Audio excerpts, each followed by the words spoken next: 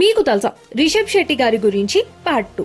రిషబ్ శెట్టి గారు ఒక యాక్టర్గా 2012లో తుగ్లక్ సినిమాలో నటించారు. తర్వాత తను మొదటిసారి డైరెక్షన్ వహించిన సినిమా 2016లో రిలీజ్ అయిన హిట్ కిరాక్ పార్టీ.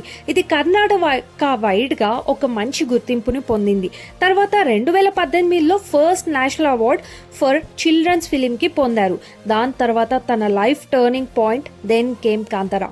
2022లో రిలీజ్ అయిన ఈ సినిమా పేరు తెలియని వారు ఎవ్వరూ ఉండరు. రిషబ్ గారు కథ రాయడమే కాకుండా డైరెక్ట్ చేయడం, తను అందులో యాక్ట్ చేయడం ప్రతి ఒక్కటి పోషించారు. కర్ణాటకలోని బౌద్ధ కళా ట్రెడిషన్ని అందరికీ పరిచయం చేశారు. దాంతోపాటు ఒక రీజనల్ స్టార్ నుండి పాన్ ఇండియన్ స్టార్గా ఎదిగారు. Karnataka second highest gross Kannada film ఎవర్గా నిలిచింది.